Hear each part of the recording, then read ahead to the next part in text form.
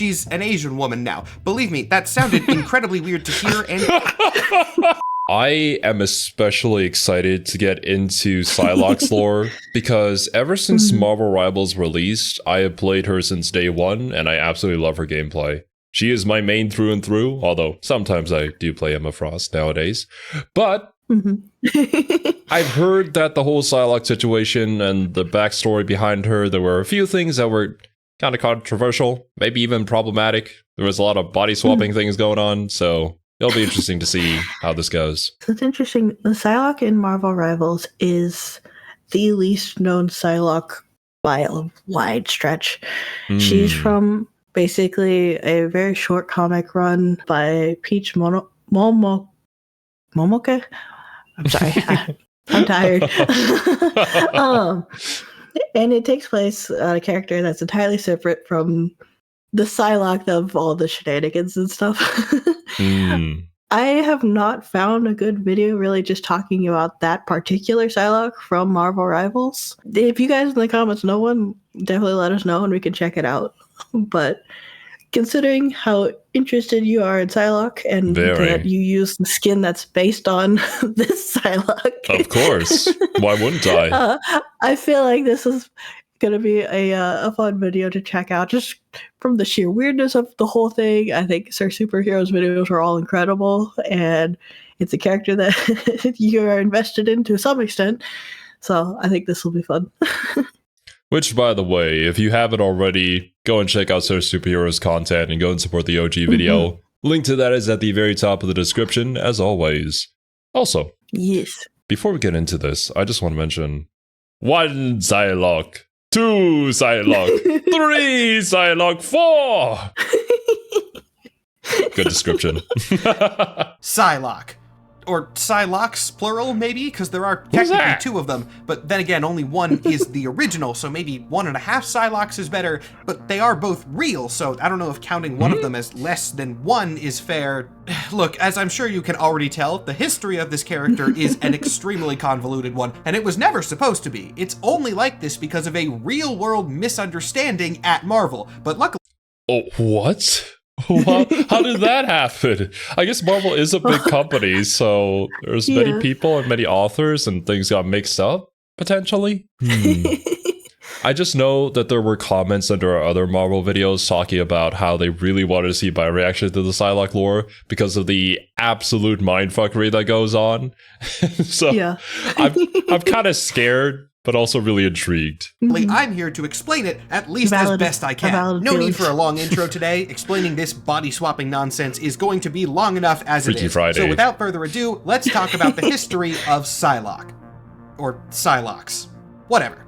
Psylocke's real name is Betsy Braddock, though she wouldn't take up that code name until a decade after her original debut. In fact, her storyline doesn't even start with the X-Men, but it does begin with another iconic Marvel character, a heroic national champion clad in red, white, and blue, someone who believes the ideals of right will always triumph over might. I am, of course, referring to Captain Britain. For those of you who already know the last name— God damn it!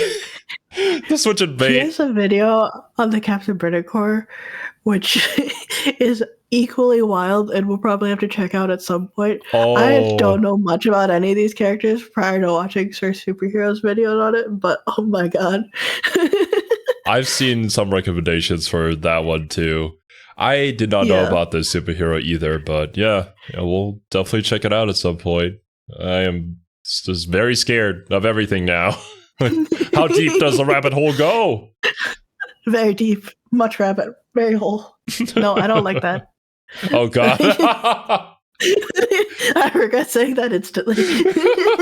Braddock in Marvel, you saw right through that bit, but hopefully I got at least some of you. And if you don't know who I'm talking about, Brian Braddock, the original Captain Britain, is Betsy's twin brother. While Betsy and the twins' older brother Jamie are both mutants, Brian was not. He got his superpowers from a magical amulet given to him by Merlin. Brief sidebar, if you expect that Captain Britain will just— We're only 1 minute and 30 seconds into the video. Huh?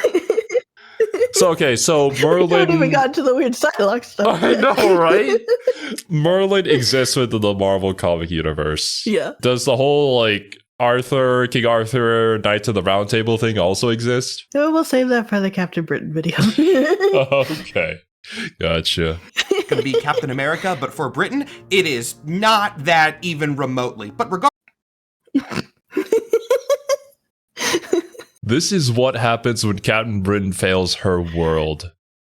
Dinosaur? Britannica Rex.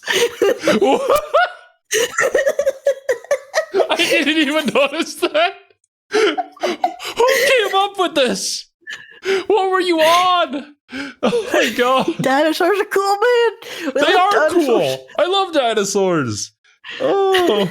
Betsy got her first taste of superhero action through Captain Britain stuff. Originally, she would just get wrapped up in villain plots and things in the ways that you'd expect from a non-powered sibling of a superhero, but Betsy gradually began displaying telepathic abilities. It turns out that her mutant genetics had subconsciously activated during her teenage years, but she wasn't aware enough of her powers to actually do much with them. Gradually, though, they were strengthening with time, and eventually they got to a point where they were useful. This meant that Betsy was recruited for the Psy division of an organization known as the Special Tactical Reserve for International Key Emergencies, otherwise known as Strike, otherwise known again as basically SHIELD but British. I have a feeling that they just put words in there in order to get a cool acronym out of it. Oh, 100%. This period in Betsy's history wasn't super long, but I thought her time at the Psy Division was worth mentioning because that is where she received training in her telepathic abilities, meaning she was ready for the big leagues. Yes, that means it's finally time for Betsy Braddock to get out into the field, get a superhero identity and a code name, and suit up as Captain Britain. Again, yeah, I did the same bit twice, sue me. This is where you get a little taste of how absolutely insane Captain Britain lore is. Betsy became Captain Britain shortly after Bryant Captain Britain fought an evil version of himself from another universe, also named Captain Britain, but spelled differently?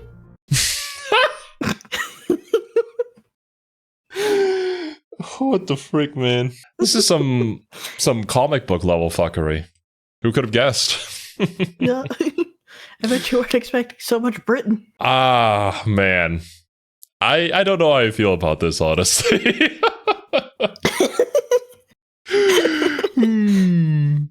My feelings towards Britain are complicated, to say the least. As with most of us. Betsy was actually the one to finish off this evil Captain Briton as he tried to attack her, and then she used her telepathic abilities to essentially melt his brain, at which point she took his costume, which, by the way, Captain Britain powers work, gave her the abilities instead. She was then mentored and trained in superhero stuff by yet another alternate Captain Britain named Captain UK. So to How many different versions of Captain Britain are there out there? An infinite number. It is insane. Oh, man. I wish, like, me from the future could come back and teach me to do things how they did it or whatever. Like, that would be super convenient, having that sort of mentorship or knowledge. Didn't work out too good for young Kang. Yes, I'm going to talk about Young Avengers again, sue me.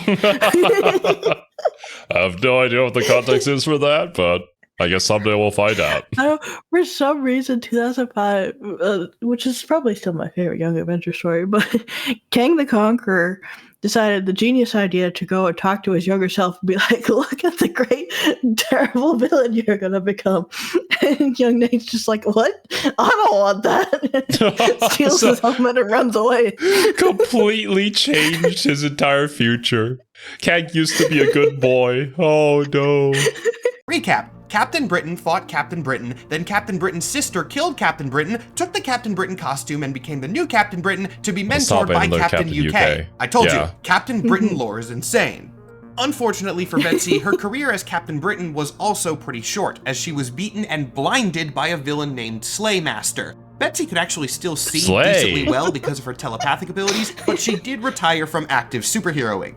Her life was looking up after this, though, as she got engaged to a secret agent that she met during her time at Strike, and the happy couple moved to the Swiss Alps to live out the rest of their lives in peace. And then shortly after that, Betsy was kidnapped by Mojo. Hey look, several minutes into this video, and we're finally— Oh no, we learned about Mojo from the Cosmology video, didn't we? Doesn't he have like a whole Mojo verse or something like that? I remember that because it was freaking funny. And there's only one Mojo verse out there. Yeah. At an X-Men character. Mojo is an entire rabbit hole on his own, but for those viewers who are new to the Marvel Universe, he is an entity from a pocket dimension where all of society is ruled by reality TV. Mojo is the top show. Oh, wait a minute. I feel like I saw a clip of this guy then from X-Men 97, right? I think was the TV series called that? So I don't know. Yeah.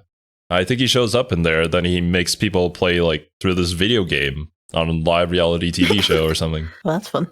Co-producer in this world, and he has a habit of kidnapping superpowered people to star in these shows. This is why he grabbed Betsy. He then proceeded to brainwash her, fix up her eyesight with prosthetics that were actually cameras, and give her the code name Psylocke. Yeah, it originally...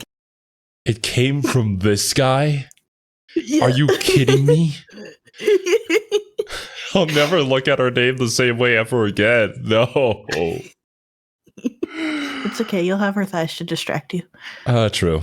Came from a villain, so I'm kind of surprised that that's what she stuck with, but hey, whatever. Betsy was only under Mojo's control for like half an issue though, before she was rescued by the New Mutants and then helped them to free the X-Men, who Mojo had also captured and turned into babies. That's a whole separate thing, like I said. This reminds me of Sky High. Did you see that movie? Yes. Yeah. It's the exact You're same right. plan. You're right. Honestly, that movie was hella cheesy, but I loved every second of it. Because, Same. you know, it knew what it was, and it was such a movie of the times. I wish we had more just superhero fun, movies yeah. like that, honestly. Mojo is a rabbit hole that I could do a whole separate video on, but for now, just remember that hypnotizing people and turning them into different things is already happening in this storyline, because that will come up later in this video. Okay. Betsy's help in defeating Mojo led her to become an ally of the X-Men, but not a technical member of the team quite yet. That wouldn't happen until the crisis known as the Mutant Massacre. Betsy was not on the battlefield during this event, but she was telepathic. Like, how many massacres are there of the mutants? There are so many. These poor people. God.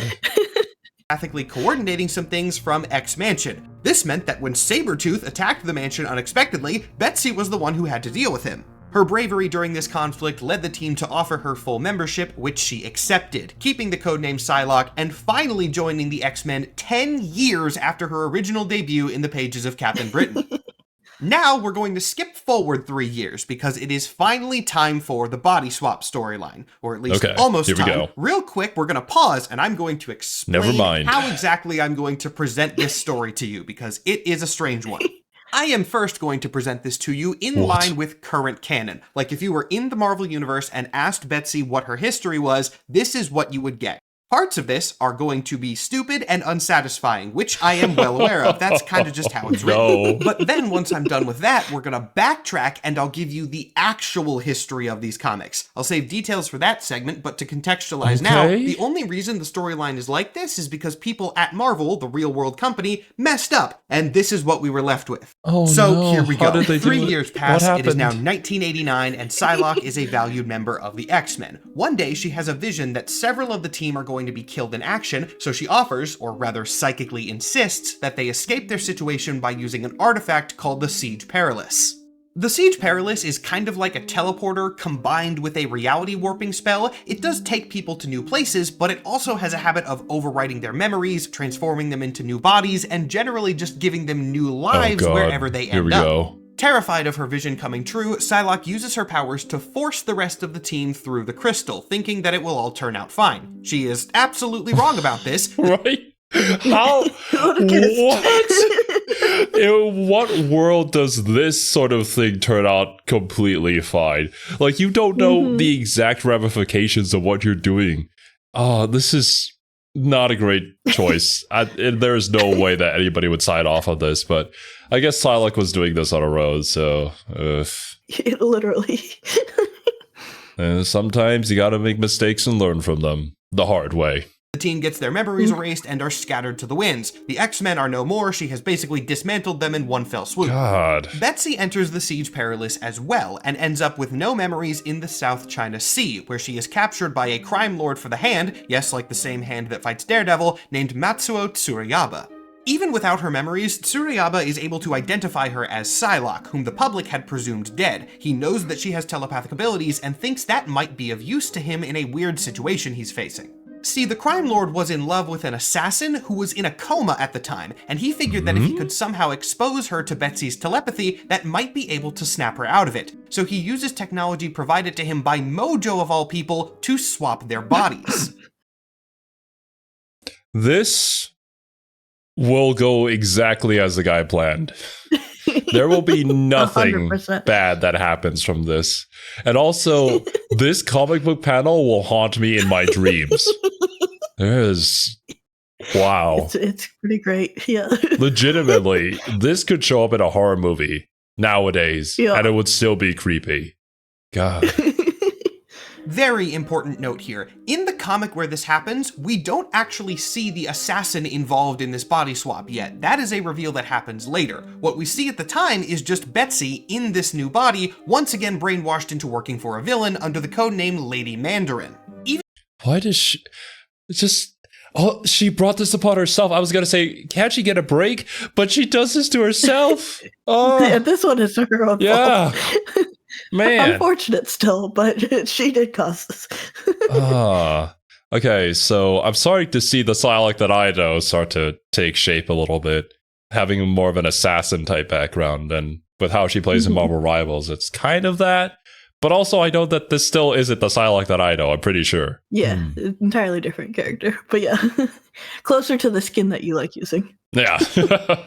New form, Betsy has kept her telepathic abilities, which doesn't really make a lot of sense. After all, she's a mutant, her powers should be genetic, and therefore she should not keep them through a body swap. But don't worry about that yet, because not only does she still have her powers, they've actually been enhanced a bit.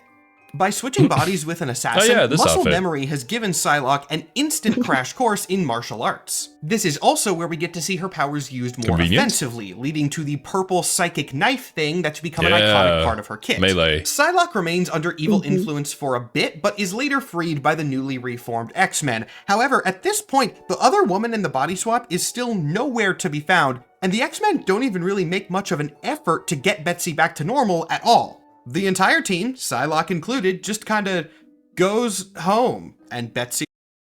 What? Were the X-Men like, well, she caused all of this, so we'll just leave her be? She's probably better off not being a part of the X-Men. Was that the idea? No, because they took her back as Psylocke and just like, yep, this is how she is now.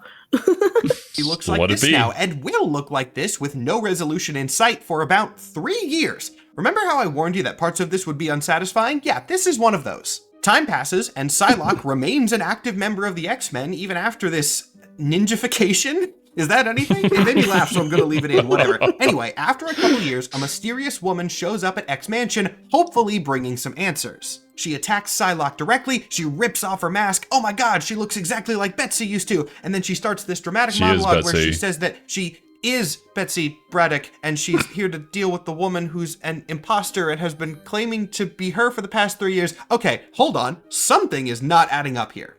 If this is a body swap situation, why are both women claiming to be the real Betsy? Is one of them lying or a double agent of some kind? That would be wild, because as I've said a couple times at this point, it has been years since this began. What the hell is happening? Well, at this point, nobody knows. Not the readers, not the X-Men, not even either of the two Psylocks themselves. They both genuinely believe themselves to be the real one. So is this more of a like, the soul got copied as opposed to the soul getting transferred sort of situation? Either that or maybe this is where the mix-up happens with the writers. Only one way to find out. Yeah, I mean, if it was the soul gets copied sort of thing, there would be a lot of questions, moral questions that people would start to ask. A lot of series delve into this, and they can be pretty well written. Oh, yeah, Soma is one of them. Man, I forgot what it was called, but the main guy who plays in Twilight,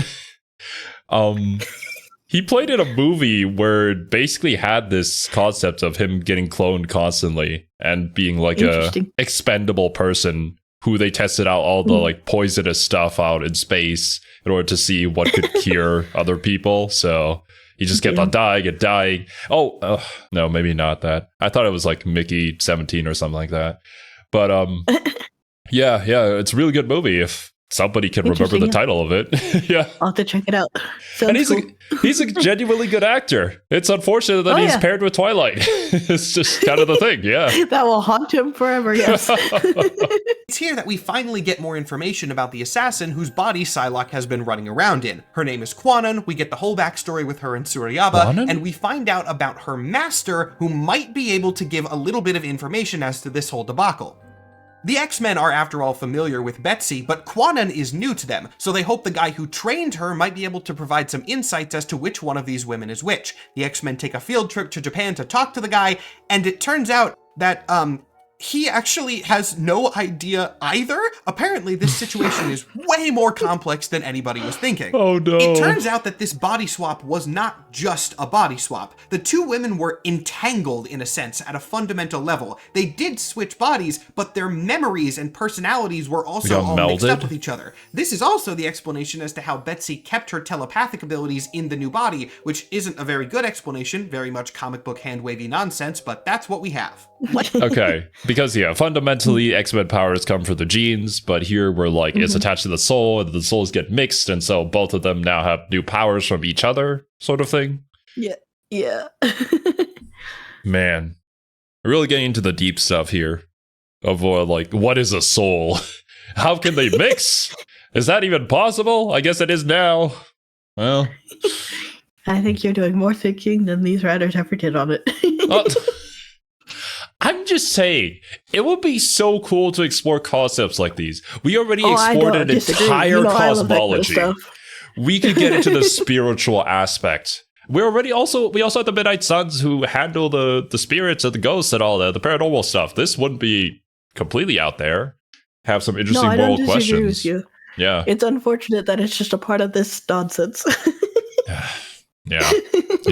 Likely due to those telepathic abilities, Betsy's persona had won out in They're both cases. Real this hard wasn't here. revealed at the time, but for the sake of giving you guys a good summary, I'm going to tell you what was actually the case. The real Betsy was the one in Kwannon's body, the one who had been on the X-Men for 3 years. The one who looked like Betsy was actually Kwannon, but Betsy's personality and memories had just overridden her own, so she thought that she was Betsy even though she wasn't. Does this make a lot of sense? Sure, why not? Ultimately, because at that point, right, like how can they differentiate each other from each other? Because they have the same memories. They're essentially the same person. They might have a few different experiences by now at this point, but they all originated from the same place, which was the transfer between each other. So they're I guess they're twin sisters now. There you go. Yeah. It doesn't really matter because, like I said, at the time, they didn't know this. The status quo was just that there were two Betsy's and no one was sure which was the original. No one has any idea what the hell is going on, and even if they had a solution to fix it, they would only have a 50-50 shot at getting it right, and the X-Men don't want to do that to their teammate, so both Betsy's are just kind of around now. Yeah. To avoid confusion, or at least as much confusion as possible, which is not much in this situation, Kwannon, who again is in Betsy's body and also thinks that she is Betsy, doesn't use the codename Psylocke and instead takes the name Revanche. Revanche being a French word that means revenge, but specifically in the context of reclaiming lost territory, and I gotta admit, that is a cool codename for someone who's trying to beat an imposter in a body swap situation. Yeah, I feel like there was more thought put into this than the actual body swapping. Yeah. And I will give them that. Then, in a kind of odd move, Revanche also joins the X-Men. She does not replace Betsy, to be clear. Psylocke is still on the roster. There's just two of them now, both of whom believe in their hearts that they are the real one. And if you think that this would be a bad idea, you would actually be completely right. It was a horrible idea.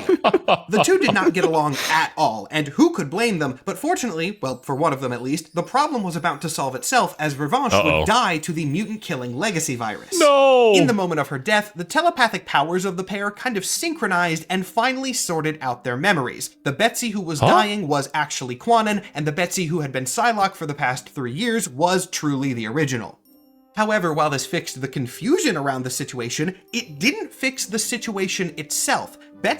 I feel like this might have been like a band-aid solution from the writers, because like keeping this act up might have been kind of confusing for any new readers as well. Oh, you don't know the confusing for readers part just yet. Oh no, it gets even worse. No. Betsy was still in Quanon's body, and now the Quanon consciousness was dead, and the original Betsy body had been infected with the legacy virus, which presumably meant it wasn't very stable anymore. So Betsy was stuck, and there was no apparent solution in sight. So she remained in Quanon's body for 25 years. Psylocke just kind of accepts that she's fundamentally different now. She starts dating Warren Worthington, aka Angel, who had a similar experience being transformed into Archangel. And on that shockingly abrupt note, we are, done. That is the end of the body swap arc, at least until the present day.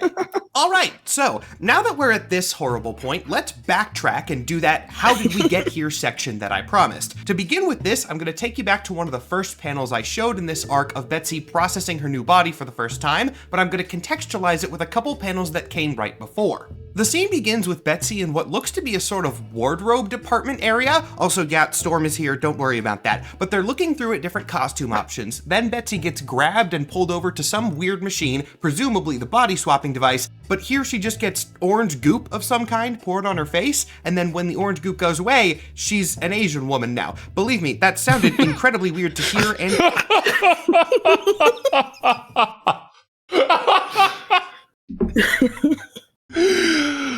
I know some people out there who wish that they had the orange goop. Oh boy. Yeah. I mean, as an Asian myself, you meet some strange people. But that is an understatement. But wait. So does the body swap never actually happen? Imagine. Because he said, right, that we were going to get the story from her perspective. That doesn't necessarily mean she knows exactly what happened. She just knows what she heard happened to her.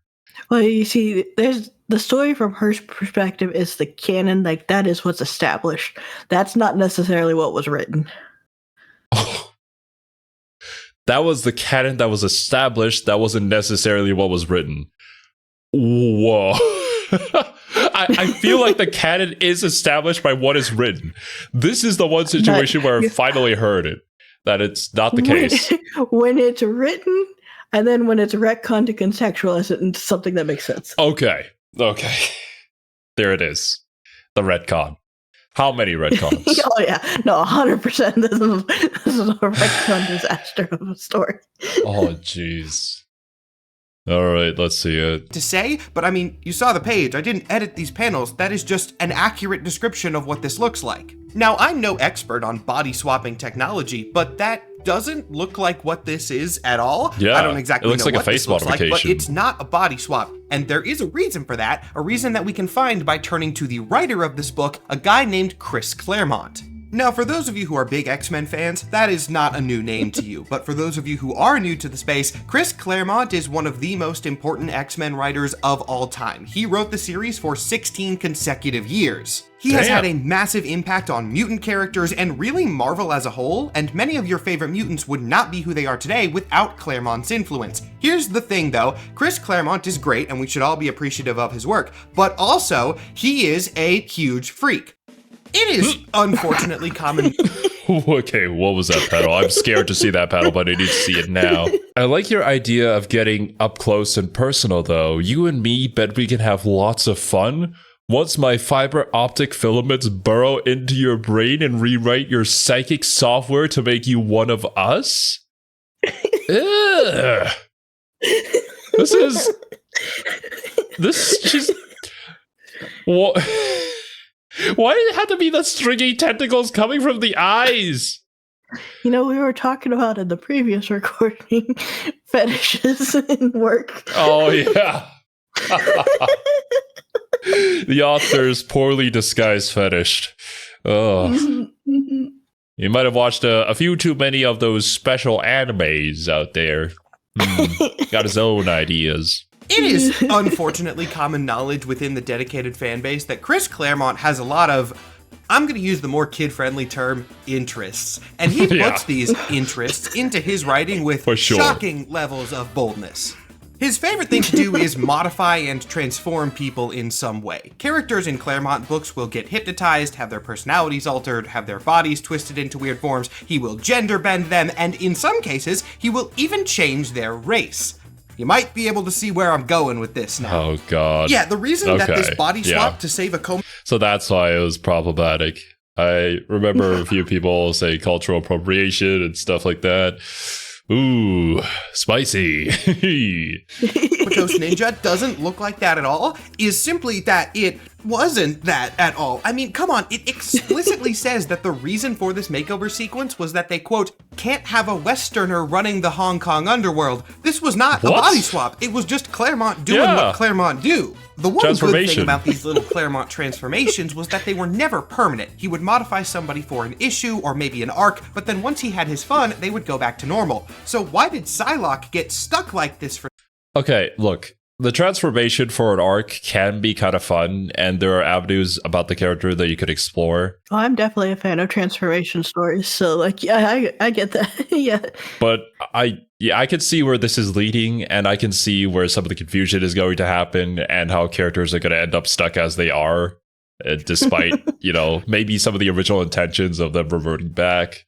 Potentially, we'll see. So long. Well, that's because during the Betsy Turns Asian arc, Chris Claremont was fired. No! The exact reason for Claremont's firing is kind of debated. Actually, the official stance from Marvel is that he left of his own accord, but internal accounts tell a different story. I'm not going to dig into that. Regardless, Claremont was... It's office politics. You never know what's actually going on behind the scenes. But yeah. Okay, now we can see exactly what happened to this story. It was a story that was going to have her revert back, but now she's her own character, and now we have to figure out how this is going to work. We're going to have to do a few retcons here, people. Out, and control of the X-Men passed to another writer named Fabian Nicieza. Fortunately, Nicieza is an incredibly talented and iconic writer as well, so the switch should have been pretty seamless. Unfortunately, we know that the two writers didn't get to communicate about the transition as much as they probably should have, and by his own admission, Nicieza only kind of skimmed some of the X-Men books leading up to his takeover. This means that he kind of just got the X-Men in the state that he got them and had to go forward from there. One of the weird status quo features of this was inexplicably Asian Betsy Braddock. It took a bit, but eventually Nicieza decided to resolve this weird hanging plot thread, but rather than the correct guess of this being an arbitrary decision by Claremont, he made the actually pretty reasonable assumption that it was an unfinished body swap story, and yeah, exactly. Like, you could see where it's going, and there are so many interesting questions and moral dilemmas that you could have. I understand what he was going for. I had the exact same thought, just like from what Sir Superhero said in the first section. As a writer, that's probably what I would do too. I didn't know that there was this whole transformation kink from the previous writer. So like, I fully understand the confusion. I get it now. Yep. That's what he wrote it as, adding in the whole quantum thing years later. This means that in a hilariously ironic twist, the reason this body swap story is so convoluted is that it kind of went through a thematic body swap of its own halfway through, and all the nonsense that followed was them trying to reconcile the confusion that this mistake had caused.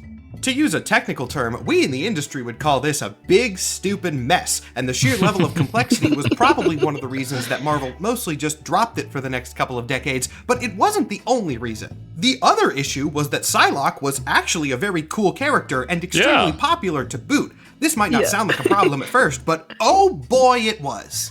Remember, at the time that this body swap arc actually started being written as a body swap arc, it had been several years since the transformation itself had happened, and this was the 90s when the X-Men were massive and growing rapidly. So Psylocke had gained a following, not just as a cool character, but as a cool character who was also the main Asian representation on the team.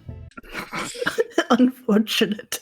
Imagine if you just changed the Asian representation of the team into a white woman. Holy hell. The backlash. God. And now we're stuck with this. So she's too popular of a character now. Oh God, this would be an absolute nightmare. I am so glad I'm not the person handling this situation. I was gonna say, imagine being handled like handed this and you're like, wait, wait, I have to wait, what? I can see now what you guys were talking about in the comments. Yeah, this is kind of out there. It's not just comic book shenanigans. It is actual corporate shenanigans too happening here. It's just shenanigans all around. Yeah. In the real world and in the Marvel universe, things are happening and people can't explain it. But Psylocke exists now. Certified uh-oh. To put it simply, this means that if Marvel wanted to return Betsy to her normal form quickly and quietly, they had waited too long and absolutely missed their window. This left them with two options.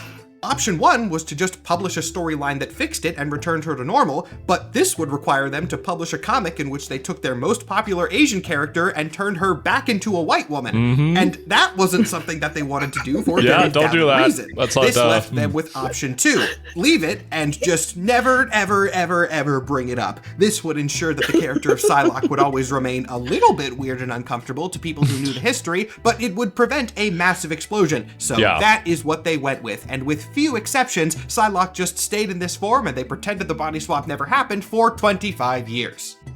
So how did this eventually get fixed then? Because thankfully this is not the status quo of Psylocke anymore. Betsy has returned to her original form in a switchback that happened in 2018. 2018 was not the best year for mutant kind. They were still recovering from Marvel's failed Inhumans push of a couple years prior, and in the next few years they would go into a pocket dimension arc and then an entire overhaul, that being the Krakoa era. Plus, you know, this was when the entire world was right in the middle of Avengers fever, so the X-Men had been firmly replaced as Marvel's most popular team.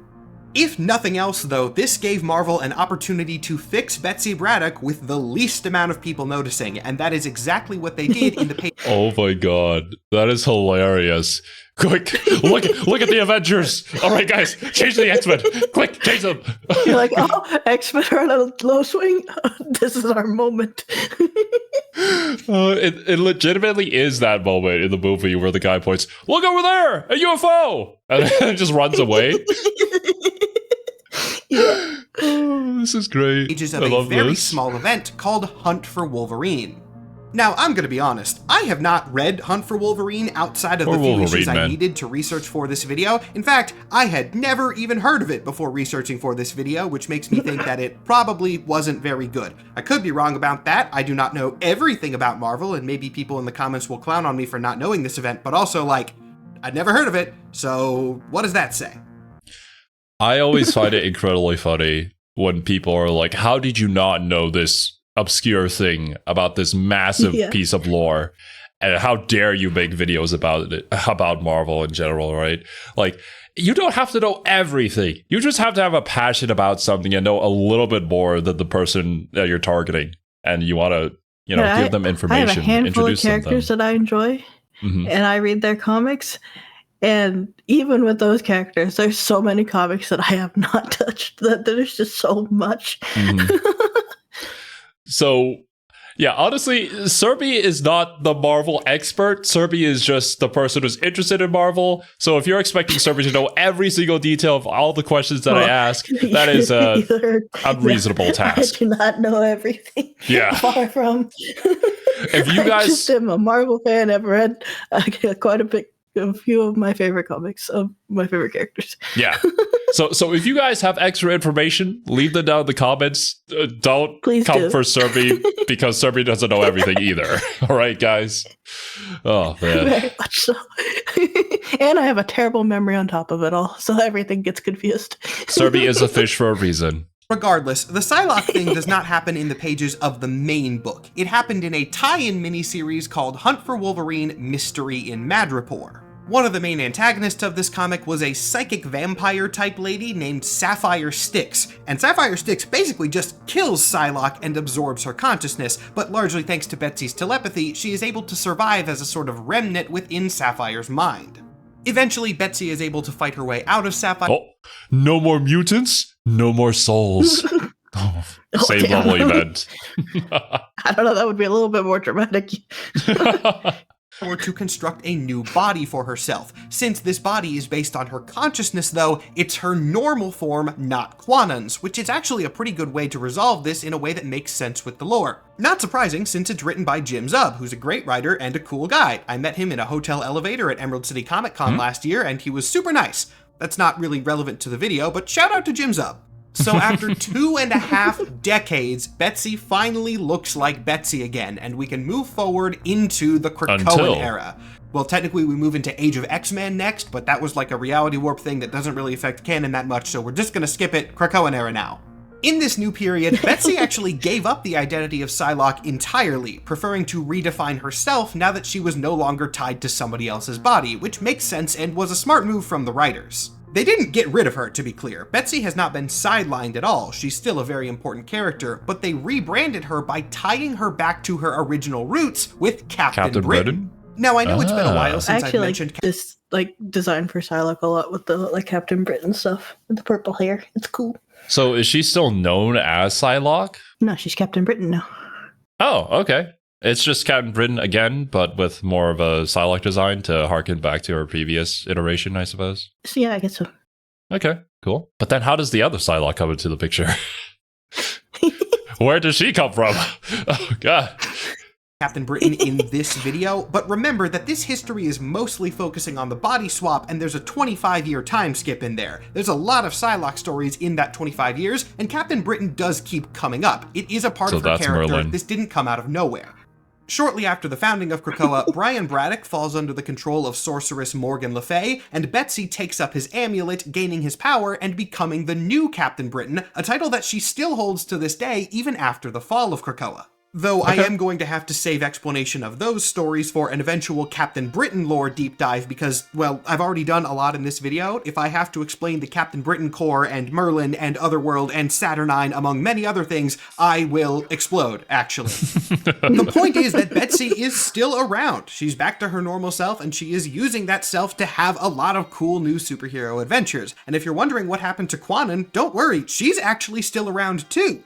She was dead for a while, but thanks to some comic book nonsense, when Betsy restored her original body, this led to the spirit of Kwannon returning to the corpse that Betsy was no longer occupying. From there, she... What? Oh. Huh? So, was the corpse preserved this entire time somehow? And her soul found... In this, current arc, not the one that Kwannon died in originally, because that was Betsy's original body. Okay. So when the vampire killed her, she took over the vampire's body, reformed it into her own self, and that is the current Betsy, Captain Britain. But her original body that she was in before she got killed by the vampire then became Kwannon again. Yeah, which was Kwannon's original body per the body swap storyline. Okay, I will accept it. Joined the nation of Krakoa and kept the Psylocke identity since Betsy didn't want it. She hasn't been in nearly as many comics as Betsy, but she has done quite a bit, and she does have a solo comic coming out right now. And when I say right now, I mean as of the day I'm recording this, issue 2 of the series released yesterday. Oh, also, I should at least throw this in at the end. If you're curious whether the Marvel Rivals version of Psylocke is Betsy or Kwannon, the answer is actually neither. That okay.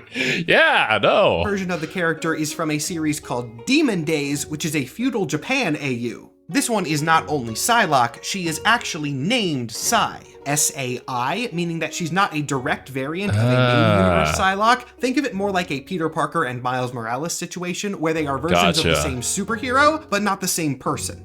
Though, given that she is actually a Japanese assassin, she is much more like the Kwannon version of Psylocke, so if you really need an answer, closer to Kwannon. And with that, there we Okay, you know what? I think it was a good decision from Marvel Rivals to just step away from the whole body swapping situation and just go for the... Very much so. Well, the cooler version, arguably. Her outfit is really damn nice, but I also... they could also just add the skins for the other versions of Psylocke too, which, I mean, they sold like hotcakes. I was gonna say, it seems like with Psylocke and with Iron Fist, they don't really have any intention of doing the quote-unquote main iteration of the character, but they are going to include a bunch of skins to kind of, if you want Quan and Psylocke, or if you want Danny Rand Iron Fist, you can play that out with skins. Yeah. Because per Marvel Rivals lore, I believe each skin is considered their own variant. So theoretically, if it's a Danny Rand Iron Fist skin, it's Danny Rand, I guess. So if you have the Quanon skin, it is Quanon, I guess. I don't know.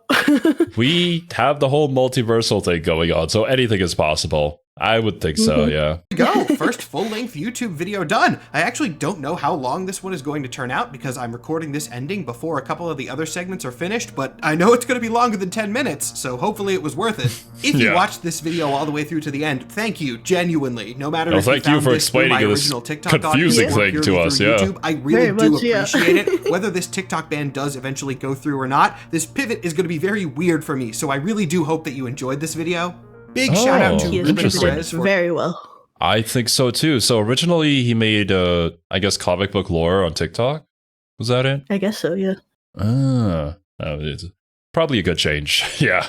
drawing all the poses of the character that you've been watching me talk through for the last however many minutes. If you're curious who this character is and what it's like when I tell superhero stories of my own, you should check out my TTRPG show, The D and Dorks, also on YouTube.